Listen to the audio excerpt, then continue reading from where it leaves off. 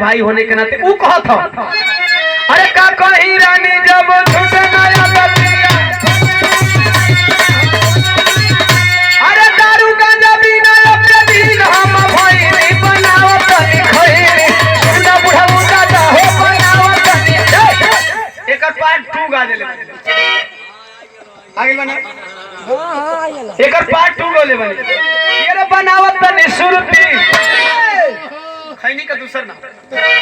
part 2 है तो नाम भी तो चेंज होते कि अरे बनावत नहीं सुरती अब बहनल रही सुरती बनावत बंद कर दूसरा का बोले बने मेहरारू मर्द काम करता है मर्द अच्छा कबो कबो आदमी कहल के रे यार दिमाग चबवाइला तनी सुरती बनाओ ना तनी फर रोजी बनाओ वही बात के लिख देनी कि बनावत नहीं सुरती अब बहनल रही सुरती बनावत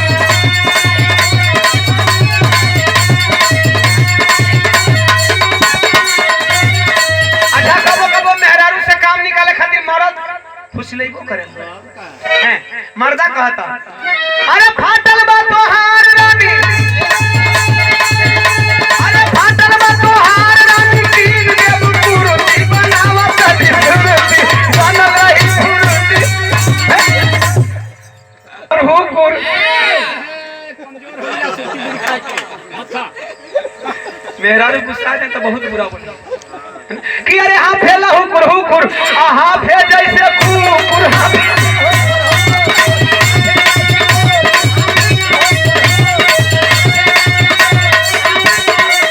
अरे हाँ फेला तो करे जा हुकुर हुकुर हाँ फेला हुकुर हुकुर हाँ फे जैसे कुकुर हाँ फेला हुकुर हुकुर कलश पागल हो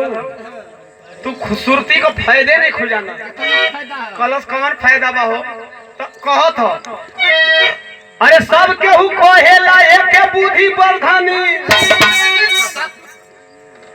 लोग कहेला तनी बुद्धि वर्धनी बना दे है ना कि सब कोई कहेला एक बुद्धि वर्धनी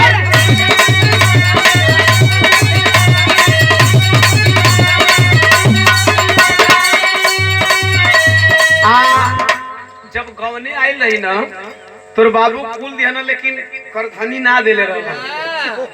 आ जब करधनी तो के किनवावे के ता लगल त पता बा तू कैसे करधनी किनवैली करस कैसे किनवैनी हो तो कहलस खैनी खिया के किनवलू हमसे करधनी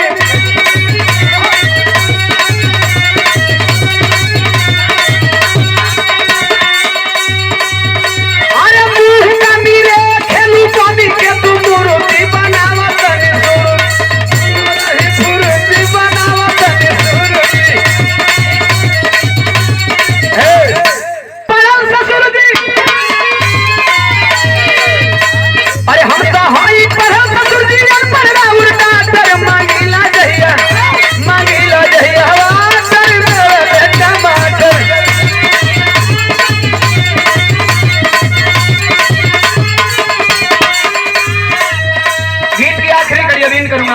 मन लखो